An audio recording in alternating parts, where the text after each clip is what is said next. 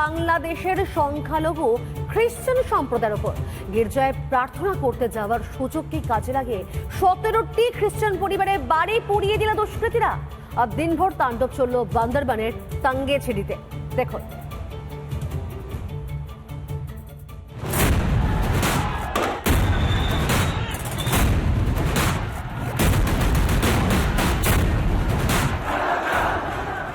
চলছে বাংলাদেশ।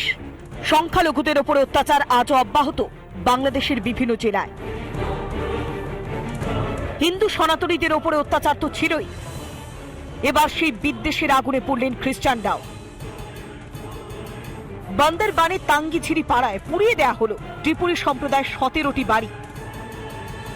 বড়দিন উপলক্ষে খ্রিস্টান পরিবারগুলি গির্জায় গিয়েছিল প্রার্থনা করতে, সেই সুযোগেই বাড়িঘর পুড়িয়ে দিল কট্টরপন্থীরা।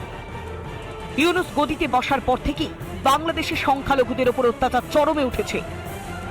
কুমিরের কান্না কেঁদে লোক দেখানোর নিন্দা জানাতে অবশ্য দেরি করছে না মোহাম্মদ ইউনুস। এই ঘটনায় তীব্র প্রতিক্রিয়া জানিয়েছে ইসকন। খুব দুঃখের শকিং ঘটনা। আমরা এটাই আশা করি কি ইন্টারিম গভর্নমেন্ট দেখবে কি ওখানকার যত সংখ্যালঘু লোক আছে, হিন্দু, বুদ্ধিস্ট, খ্রিস্টান, সবাই সুরক্ষিত থাকতে পারে, ওদের ঘর বাড়ি পরিবার সুরক্ষিত থাকতে পারে। 19টি পরিবার বসবাস করত ওই এলাকায়। প্রবল ঠান্ডায় মাথার ছাদ হারালেও প্রায় 17টি পরিবার। সেই তাত্ত্বিক ভিত্তি হচ্ছে যে আমরা মানুষকে জোর করে ভয় পাইয়ে আতঙ্কিত করে প্রশাসন চালাবো। সেটা এদেশেও আছে, ও দেশেও আছে, সব দেশেই আছে। কিন্তু মানুষের বিস্ফোরণটা কখন হবে সেই দেশের শাসকরা অতটা বুঝতে পারে না। দেখলেন না শ্রীলঙ্কায় কি হয়েছিল। দেখুন, নিন্দার কোনো ভাষা নেই। আমাদের পার্শ্ববর্তী রাষ্ট্র বাংলাদেশে যেভাবে ধর্মীয় মেরুকরণের সক্রিয় রাজনীতি এবং উগ্র ধর্মীয় মতবাদের ভিত্তিতে মানুষে মানুষে ভেদাভেদ শুধু নয়, মানুষের ওপর নিপীড়ন, নির্যাতন এবং নিষ্পেষণ করা হচ্ছে, এটা নিন্দার কোনো ভাষা নেই। আমাদের দল, আমাদের নেত্রী মুখ্যমন্ত্রী পরিষ্কার বলে দিয়েছেন যে এই বিষয়ে কেন্দ্রীয় সরকারের যে কোনো সিদ্ধান্তের পাশে রাজ্য সরকার আছে। বাংলাদেশ থেকে সংখ্যালঘুদের নিশ্চিহ্ন করাই এখন একমাত্র লক্ষ্য মোহাম্মদ ইউনুসের। কিন্তু মূল্য বৃদ্ধি, বেকারত্ব, অশিক্ষার মতো বড় সমস্যার দিকে না তাকিয়ে শুধুমাত্র সংখ্যালঘু নিধনই যদি একমাত্র উদ্দেশ্য হয়, তাহলে দেশবাসী ক্ষমা করবে কি মোহাম্মদ ইউনুসকে? রিপাবলিক বাংলা।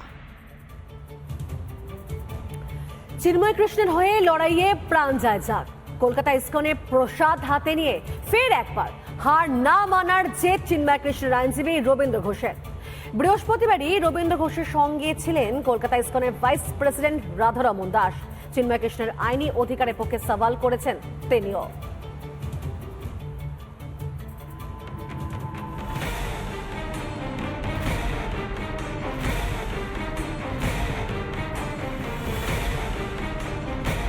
বুড়ো হারে অদম্য জেদ। বাংলাদেশে কট্টরপন্থীদের চোখ রাঙানিকে উপেক্ষা করে হার না মানার লড়াই। লক্ষ্য একটাই, চিন্ময় কৃষ্ণ প্রভুর মুক্তি। চিকিৎসার জন্য কিছুদিন ধরে ভারতে আছেন চিন্ময় কৃষ্ণের আইনজীবী রবীন্দ্র ঘোষ। বৃহস্পতিবার রাধারমন দাসের সঙ্গে এলেন কলকাতার ইসকনে। হাতে প্রসাদ নিয়ে কট্টরপন্থীদের যোগ্য জবাব দেওয়ার বার্তা। একই সঙ্গে চিন্ময় প্রভুর হয়ে লড়াই চালিয়ে যাবেন বলে জানিয়েছেন তিনি। চিন্ময় প্রভুর হয়ে লড়াই করছেন এবং এই আইনি লড়াই তিনি তার পক্ষ থেকে চালিয়ে যাবেন যতদিন না পর্যন্ত চিন্ময় কৃষ্ণ প্রভু তিনি রেহাই পাচ্ছেন। এই কথাও কিন্তু আজকে আরো একবার পরিষ্কার করলেন রবীন্দ্র ঘোষ। চিন্ময় প্রভু কোন সেডিশন কেজের আসামি হতে পারে না। উনি এমন ভাবে ওনাকে আসামি করা হয়েছে, আমরা বাধ্য হইয়া কোর্টে উইদাউট এনি কনসিডারেশন, কোনো কিছুর বিনিময়ে ছাড়া আমরা সেখানে গিয়েছি এবং আমরা ওনার জন্য লড়েছি এবং যদি প্রয়োজন হয় আরো লড়বো। বাংলাদেশে নরক যন্ত্রণায় ভুগছে হিন্দু সহ অন্যান্য সংখ্যালঘু সম্প্রদায়। খ্রিস্টান দেখলেও গা জ্বলছে ইউনুস বাহিনীর। বড়দিনে 17টি খ্রিস্টান পরিবারের বাড়িতে আগুন ধরিয়ে দেয় মৌলবাদীরা। কলকাতায় এসে সংখ্যালঘুদের গণতান্ত্রিক অধিকারের পক্ষেও সওয়াল করেছে রবীন্দ্র। আমি মানুষের নিরাপত্তা চাই, যাতে মানুষ নিগৃহীত না হয়, তাদের মানবাধিকার থেকে বঞ্চিত না হয়, এটাই আমাদের। চিন্ময় কৃষ্ণ প্রভুর গণতান্ত্রিক অধিকার খর্ব হয়েছে, এমনটাই দাবি তার আইনজীবী। একই কথা শোনা গিয়েছে কলকাতা ইসকনের ভাইস প্রেসিডেন্ট রাধারমন দাসের গলাতে। চিন্ময়ের আইনি অধিকার নিয়ে তিনি সওয়াল করেছেন। কি বললেন তিনি? এতদিন ওনাকে জেলে রেখে ওনার আইনজীবী পর্যন্তকে কোর্টে দাঁড়িয়ে ওনার যেটা উনি পক্ষ রাখবেন ওটাও রাখা দেওয়া হচ্ছে না।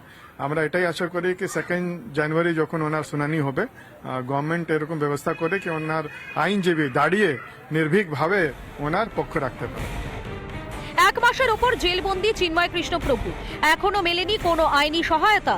চিন্ময় কৃষ্ণকে জেলে আটকে রাখতে অজুহাত খুঁজছে বাংলাদেশের বিচার ব্যবস্থাও।